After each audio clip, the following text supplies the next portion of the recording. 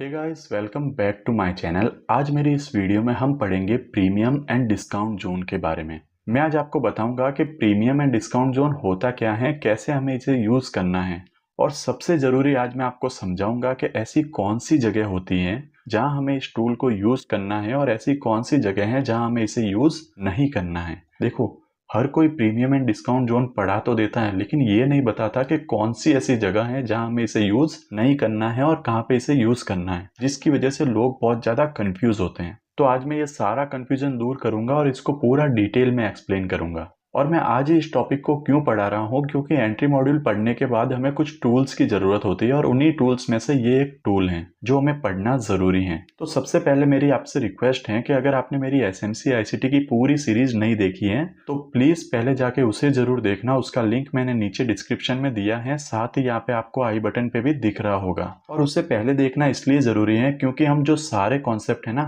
उनको series by series learn कर रहे हैं, तो बीच से आप कुछ भी देखोगे तो आपको अच्छे से समझ नहीं आएगा। और इसी के साथ आज की वीडियो में हम पढ़ेंगे साइकोलॉजिकल पॉइंट। एक साइकोलॉजिकल पॉइंट हम पढ़ेंगे क्योंकि इसको बहुत लोग इग्नोर कर देते हैं।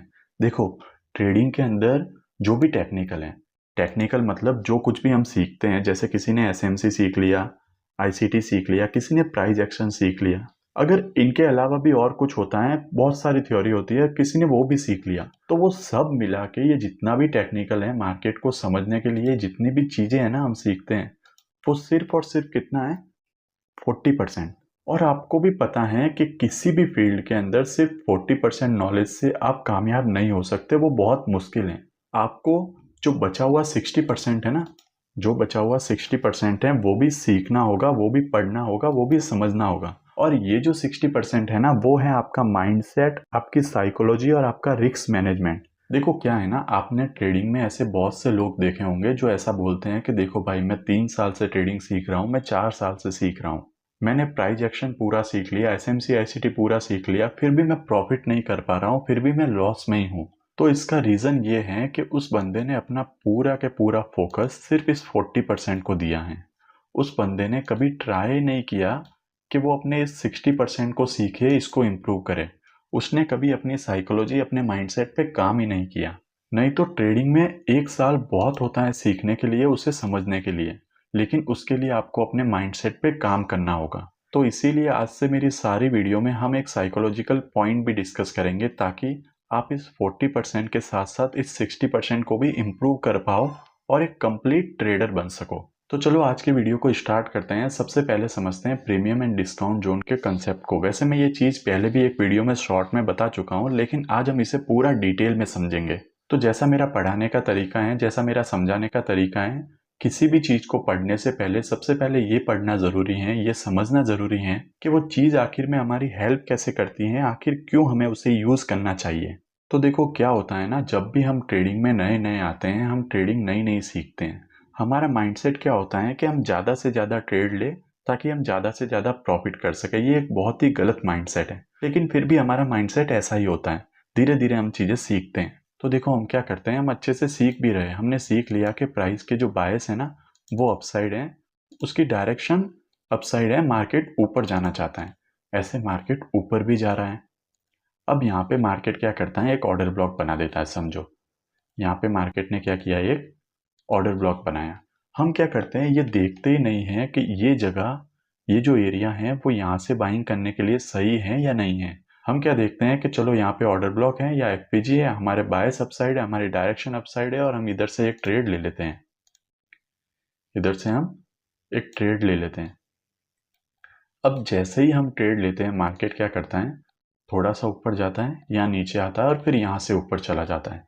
अब हम सोचते हैं कि हमारे बायस सही थे, हमारी डायरेक्शन सही थी, हमने एंट्री भी ऑर्डर ब्लॉक से ली, लोअर टाइम फ्रेम पे कंफर्मेशन भी लिया, फिर भी हमारा एसएल क्यों चला गया? क्योंकि हम ये जो खरीद रहे हैं ना, ये बहुत ही महंगे में खरीद रहे हैं। ठीक है, हम जो ये चीज यहाँ पे खरीद रहे हैं ये बहुत ही महंगे में खरीद रहे हैं। और बिग प्लेयर्स हमेशा क्या करते हैं, चीजों को सस्ते में खरीदते हैं। हम एसएमसी आईसीटी में क्या कर रहे हैं, हम बिग प्लेयर्स के जो फुटस्टेप है ना उनको फॉलो कर रहे हैं। तो बिग प्लेयर्स कभी भी चीजों को महंगी नहीं खरीदते, वो हमेशा चीजों को सस्ती खरीदते हैं। ये हमारा माइंडसेट है कि हम जहां भी ऑर्डर ब्लॉक देखते हैं वहां कूद जाते हैं, हम ट्रेडिंग को सीरियसली लेते ही नहीं हैं। देखो समझो, अगर कोई इंसान नई नई स्विमिंग सीखता है, उसने नई नई स्विमिंग सीखी है, तो ऐसा नहीं होता कि जहां पे भी वो पानी देखेगा ना तो उसके अंदर जाके कूद जाएगा।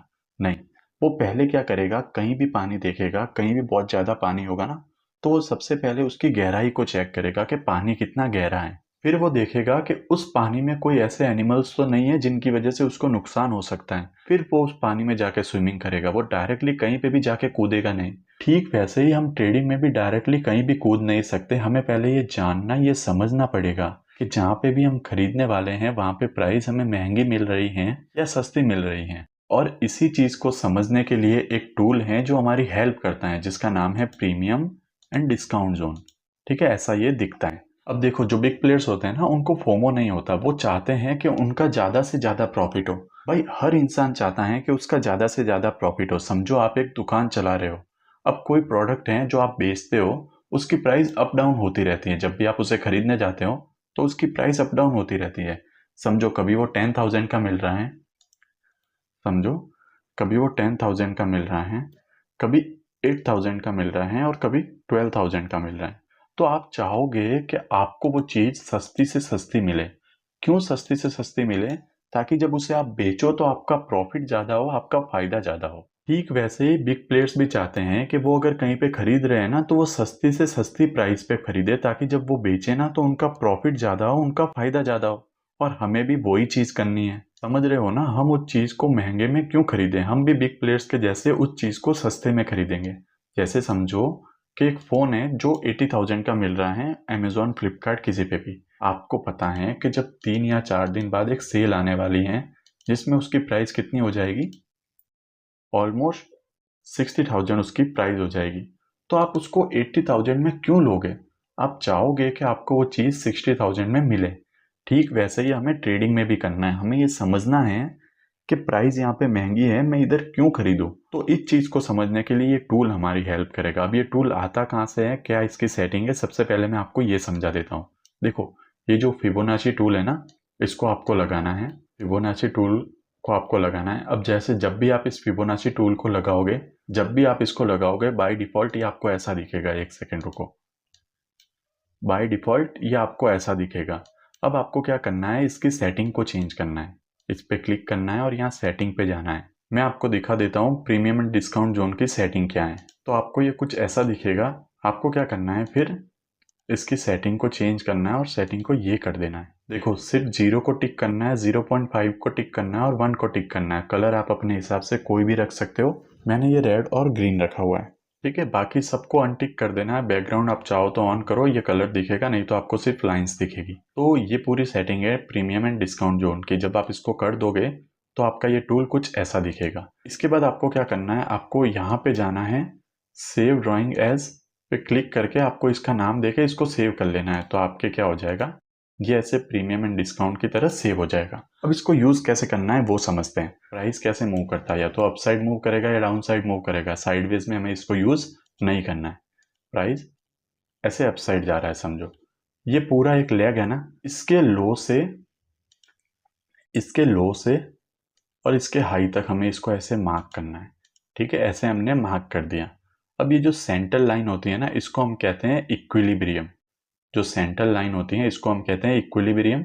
जो रेड कलर का जोन है, जो ऊपर वाला जोन है, वो हमारा है प्रीमियम। प्रीमियम मतलब कि इस जोन में जो प्राइस हमें मिल रहा है ना, वो महंगा मिल रहा है, हमें यहाँ पे खरीदना नहीं है। ठीक है, हमें कहाँ खरीदना है, इस ग्रीन जोन में। ये एक डिस्काउंट जोन है, मतलब यहाँ पे प्राइस जो है वो डिस्काउंट में मिल रही है और डिस्काउंट में हमें क्या करना है, खरीदना है। ठीक वैसे ही अगर मार्केट सेलिंग में, देखो अगर मार्केट सेलिंग में, तो ये एक लैग हो गया।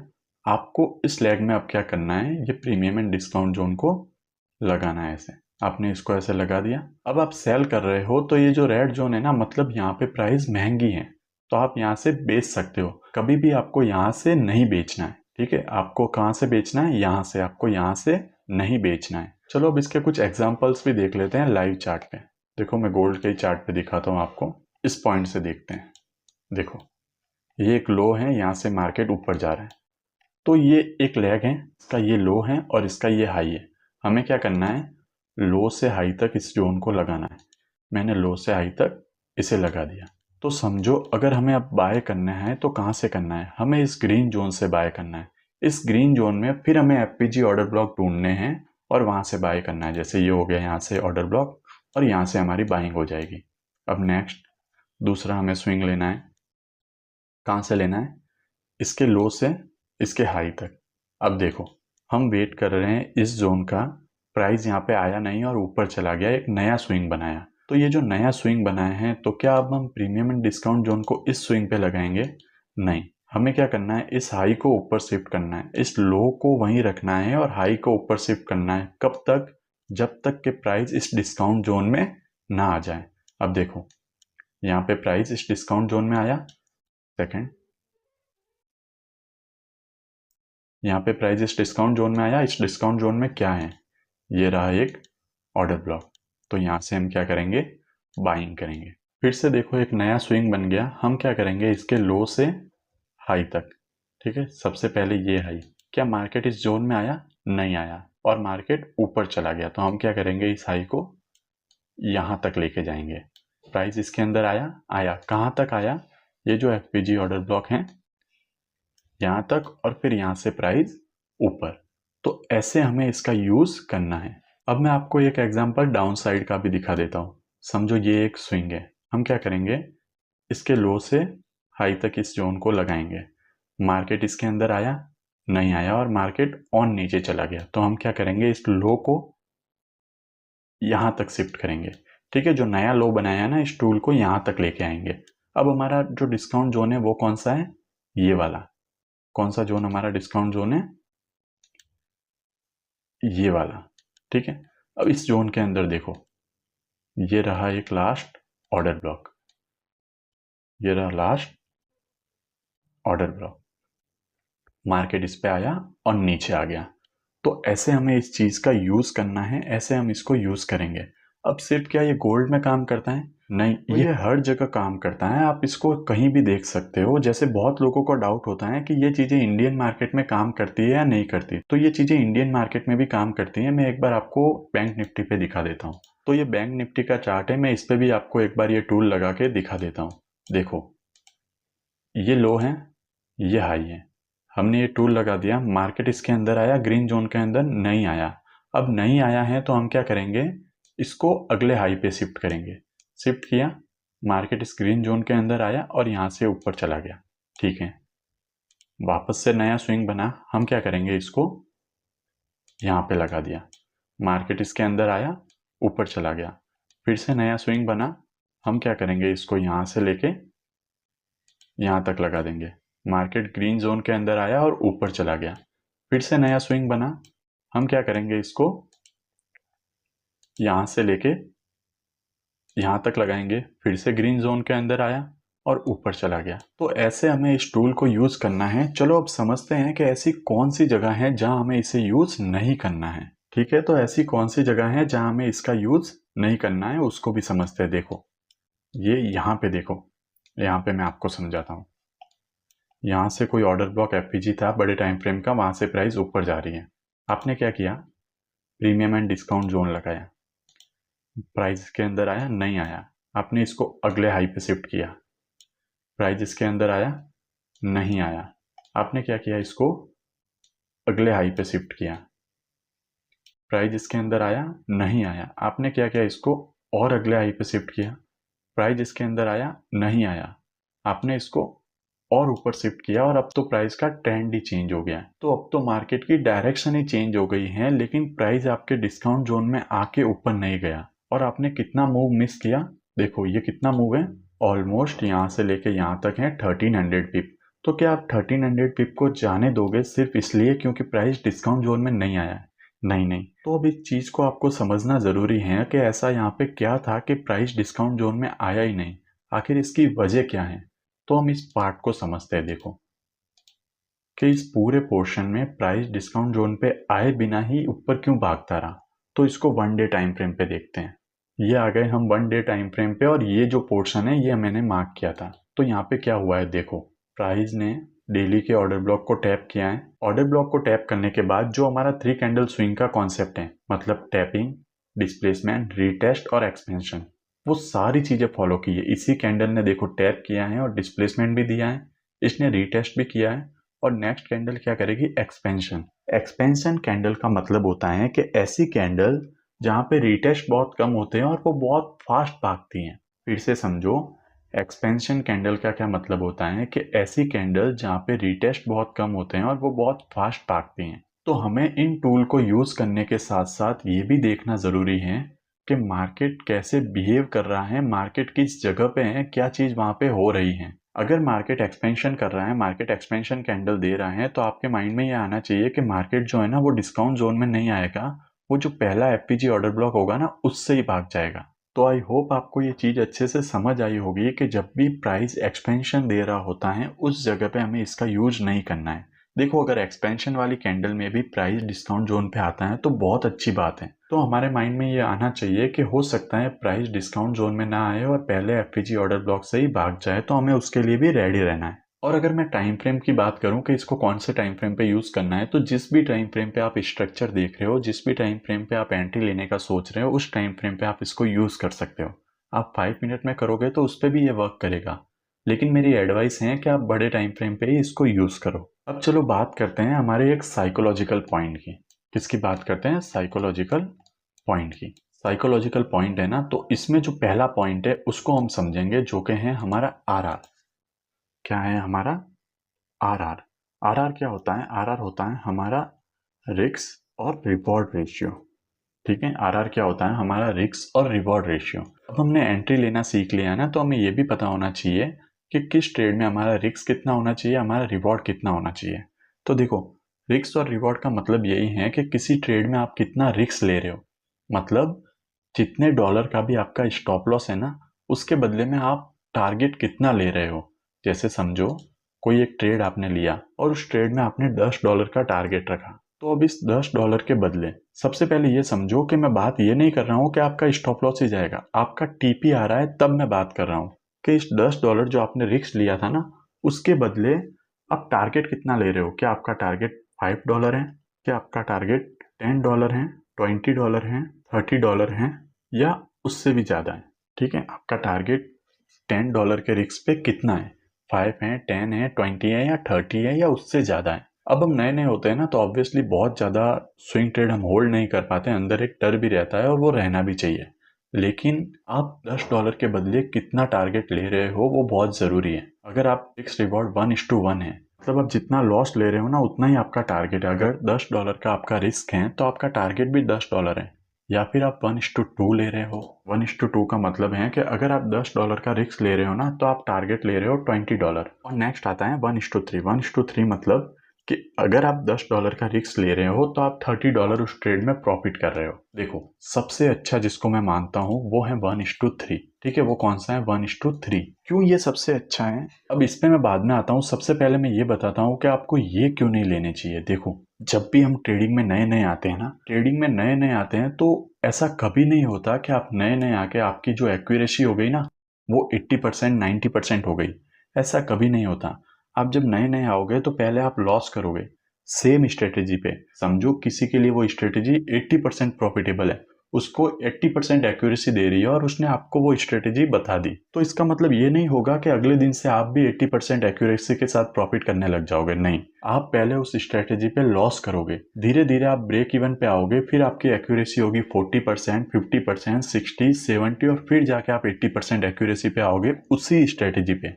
और ऐसा सबके साथ होता है, तो हमें कभी भी इन पे काम नहीं करना है। देखो, ऐसा नए लोगों के साथ बहुत होता है कि उन्होंने $10 का रिस्क लिया था और उनको अब $10 का प्रॉफिट दिख रहा है, तो वो सोचते हैं कि यार $10 आ रहे हैं, फटाफट इसको बुक कर देता हूँ, और $10 तो आ गए, कल भी इतने बन जाएंगे, परसों भी इतने बन जाएंगे, मेरे लिए तो अच्छा है।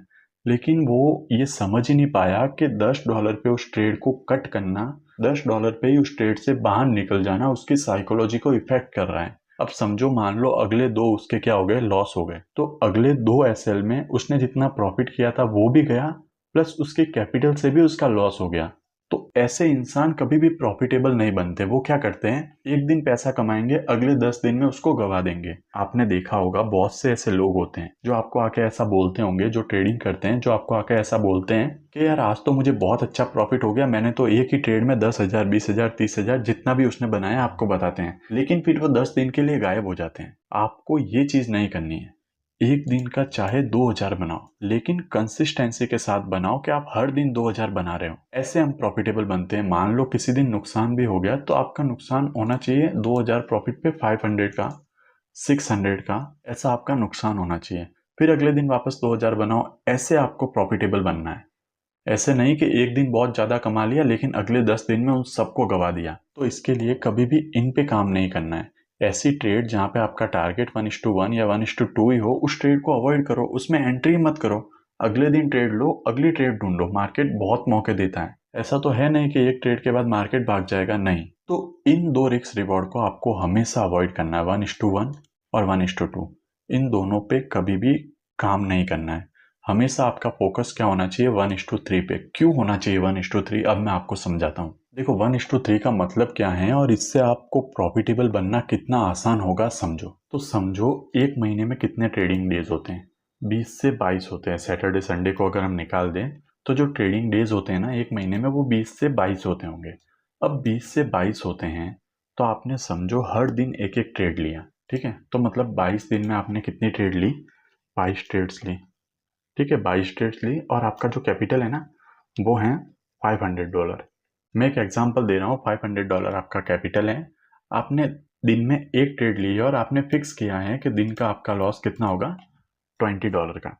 आप $20 का लॉस लोगे पर डे एक ट्रेड के अंदर। एक महीने में आपने कितनी ट्रेड की, 22। अब मैं आपको ये नहीं कह रहा हूँ कि ये जो 22 ट्रेड है ना इनमें आपकी एक्यूरेसी 80% होनी चाहिए, 90% होनी चाहिए, नहीं। मैं आपको कह रहा हूँ आपकी एक्यूरेसी होनी चाहिए 50%। मतलब इन 22 ट्रेड में से 11 ऐसी ट्रेड है जिसमें आपको प्रॉफिट हुआ, 11 ऐसी ट्रेड है जिसमें आपका लॉस हुआ। देखो अगर आपने मेरी सारी वीडियोस अभी तक जितनी भी मैंने बताई है ना उनको अच्छे से देखा है तो मैं मानता हूँ कि इतनी एक्यूरेसी आप लेके आ सकते हो। इजीली आप उनको अच्छे से प्रैक्टिस करके इतनी एक्यूरेसी आप लेके आ सकते हो। महीने में आपने 22 ट्रेड की, 11 में आपको लॉस हुआ और 11 में आपको प्रॉफिट हुआ। आपने क्या किया था, आपने हर ट्रेड का रिस्क रिवॉर्ड जो था वो था 1:3। आपके हर ट्रेड का रिस्क रिवॉर्ड था 1:3। मतलब जो $20 का आप रिस्क ले रहे थे ना उसके बदले में अब आपको प्रॉफिट कितना हो रहा था, $60 का पर ट्रेड में। तो 11 ट्रेड आपकी प्रॉफिट में गई, मतलब 11 इंटू 60, टोटल आपने कितना बनाया, $660। ठीक है। आपकी लॉस में कितनी ट्रेड गई, 11। पर ट्रेड में कितना लॉस हुआ, $20। तो कितने हुए, $220। अब देखो आपका एवरेज क्या आया एक मंथ के बाद। आपका एवरेज आया कि आप $440 अभी भी प्रॉफिट में हो। एक महीने बाद आप अपने अकाउंट को लगभग डबल कर रहे हो सिर्फ 50% एक्यूरेसी के साथ और बहुत ही कम ट्रेड्स के साथ। मैं ट्रेड भी ऐसे नहीं बता रहा हूँ कि एक दिन में 4 लो 5 लो, नहीं। एक दिन का एक ट्रेड, 50% एक्यूरेसी और 1:3 रिस्क रिवॉर्ड। ये पूरा मैजिक किसका है, रिस्क रिवॉर्ड का। मंथली अपने अकाउंट को डबल करना ये एक बहुत ही बड़ी चीज है। लेकिन सोचो आप ये अचीव कर रहे हो वो भी सिर्फ 50% एक्यूरेसी के साथ। और ये पॉसिबल कैसे हो पा रहा है, इस 1:3 रिस्क रिवॉर्ड के साथ। तो आपको हमेशा याद रखना है उसी ट्रेड में एंट्री करो जिसमें आपको एटलीस्ट 1:3 मिले ही मिले। अब एक और चीज आप सोच रहे होंगे कि भाई मेरा हर ट्रेड में $20 का लॉस ही कैसे होगा, कभी एसएल बड़ा होता है कभी छोटा होता है, तो मेरा $20 का ही लॉस कैसे होगा। तो एक चीज समझो, ये चीज बहुत कॉमन है, मैंने देखी है। बहुत यूट्यूबर्स की लाइव में लोग पूछते हैं कि भाई मेरा अकाउंट है $200 का, मेरा लॉट साइज क्या होना चाहिए। और वो यूट्यूबर बता भी देते हैं कि अगर आपका $200 का लॉट साइज है तो आपको 0.02 लेना चाहिए। अब क्या होता है समझो, उन्होंने लाइव में एक ट्रेड दी, 10 पिप का एसएल था और 30 पिप का टीपी था। अब 0.02 से आपने वो ट्रेड ले ली। 0.02 से जब आपने वो ट्रेड ली तो 10 पिप का जो एसएल होगा ना वो एसएल आपका बनेगा $2 का। देखो अमाउंट पे मत जाओ, मैं एकदम मिनिमम अमाउंट से बता रहा हूँ। $2 का बनेगा और 30 पिप पे जो आपका टीपी आएगा वो आएगा $6। $2 का आपका एसएल बनेगा और आपका जो टीपी आएगा ना वो आएगा $6। अब क्या हुआ, इस ट्रेड में आ गया आपका टारगेट। अब समझो वो यूट्यूबर क्या करता है, वो एक और ट्रेड देता है और अब उसका जो एसएल है ना वो है 30 पिप का। उसने एक बड़ी ट्रेड दी, एसएल 30 पिप है और टीपी है 100 पिप, समझ लो टीपी है 100 पिप। आपने क्या किया, फिर से 0.02 से ट्रेड ली और इस ट्रेड में एसएल चला गया और आपका कितना डॉलर चला गया, $6 का आपका लॉस हो गया। अब स्प्रेड वगैरह के हिसाब से ये ज़्यादा ही होता है, लेकिन फिर भी समझो $6 का आपका लॉस हो गया। अब आप जब कमेंट करोगे ना कि भाई मैंने पहले ट्रेड में इतने डॉलर बनाए थे और इस ट्रेड में मेरे सारा का सारा प्रॉफिट चला गया, तो अब वो लोग क्या करते हैं, आपको ही बुरा भला बोलेंगे कि भाई तू आखिर करना क्या चाहता है, तूने एक ट्रेड में जितना प्रॉफिट बनाया था अगले में सारा गवा दिया, ऐसे बनेगा तू ट्रेडर, ऐसे ट्रेडिंग करेगा, तेरा रिस्क मैनेजमेंट जीरो है, तुझे ट्रेडिंग नहीं आती, तुझे ट्रेडिंग छोड़ देनी चाहिए, वो आपको ऐसा बोलेंगे। लेकिन आपकी इसमें गलती नहीं है, गलती एक्चुअली उस यूट्यूबर की थी जिसने आपको बताया था कि $200 पे आपको ये लॉट लेना है। उसने आपको बोला ये लॉट लेना है, आपने तो वही फॉलो किया, आपने इस ट्रेड में भी 0.02 लिया, इस ट्रेड में भी 0.02 लिया। तो मैं वही कहना चाहता हूँ कि ये लॉट साइज मैटर नहीं करता, मैटर करता है कि $200 पे आप पर ट्रेड में कितना रिस्क लोगे। अगर $200 पे आप पर ट्रेड में $2 का रिस्क लेना चाहते हो तो यहाँ पे 0.02 सही है, यहाँ पे आपको लेना चाहिए 0.01, उससे भी $3 का लॉस होगा, लेकिन उससे कम आप ले नहीं सकते। तो उस यूट्यूबर को आपको 0.02 की जगह ये कहना चाहिए था कि भाई तू पर ट्रेड में $2, $3 या $4 का रिस्क ले और जितने पिप का एसएल होता है लॉट साइज को उस हिसाब से मैनेज कर। तो ऐसे ट्रेडिंग होती है, ऐसे आपको अपना रिस्क मैनेज करना है, ऐसे आपका रिस्क रिवॉर्ड होना चाहिए। तो हमेशा ट्राई करो ऐसे ट्रेड में एंट्री लो जिसमें आपको 1:3 का रिस्क रिवॉर्ड मिले। और आपको माइंड में ये रखना है कि भाई मैं 10 ट्रेड कर रहा हूँ ना, तो मैं नहीं चाहता कि मेरे 10 के 10 ट्रेड में टीपी आए। ये भी एक बहुत बड़ी प्रॉब्लम है। जो नए नए लोग एसएमसी आईसीटी सीखते हैं ना, वो ऐसा सोचते हैं कि उनका एसएल तो लगना ही नहीं चाहिए। नहीं नहीं, आप सोचो कि मैं 10 ट्रेड लूंगा, 10 ट्रेड में मुझे 5 में ही टीपी चाहिए, 5 में मेरा एसएल चला जाए मुझे कुछ फर्क नहीं पड़ता, लेकिन जो 5 ट्रेड में मेरा टीपी आ रहा है ना वो 1:3 के अकॉर्डिंग आना चाहिए। तो आपकी सोच ट्रेड लेते टाइम ये होनी चाहिए, आपका रिस्क मैनेजमेंट ऐसा होना चाहिए और आपको ट्रेड हमेशा ऐसी जगह लेनी चाहिए। आपको क्या करना है, आपको अपने रिस्क रिवॉर्ड को मैनेज करना है। आपका जो रिस्क रिवॉर्ड होना चाहिए वो 1:3 होना चाहिए। इन पे मत काम करो। मैं अभी भी कहता हूँ आप क्या करो, 1:1 1:2 आ जाए ना तो अपने एसएल को एंट्री पे कर लो। एंट्री पे करने से अब आपका नुकसान तो होगा नहीं, लेकिन 1:3 से पहले उस ट्रेड से बाहर मत निकलो। तो ऐसे कुछ रूल्स बनाओ कि मैं मंथली इतने ट्रेड लूंगा, आपका जो भी कैपिटल है उसके हिसाब से आपका रिस्क फिक्स कर दो कि मैं इतना ही रिस्क लूंगा और उस रिस्क के हिसाब से आप अपना लॉट साइज मैनेज करो, ठीक है। और 1:3 लो, आप बहुत अच्छे प्रॉफिट में रहोगे। फिर से कह रहा हूँ, अगर मुझे मानते हो, मेरी बात पे भरोसा करते हो, तो इस चीज को ट्राई करो, 1 महीना फॉलो करके देखो और फिर मुझे बताना कि आपकी ट्रेडिंग में कितना इंप्रूवमेंट आया, कितना इंप्रूवमेंट नहीं आया। तो आज की वीडियो यहीं पे खत्म करते हैं। आपको अगर वीडियो अच्छा लगा हो, इन्फॉर्मेटिव लगा हो, तो इसे लाइक करना, शेयर करना अपने दोस्तों के साथ और मेरे चैनल को सब्सक्राइब भी कर देना।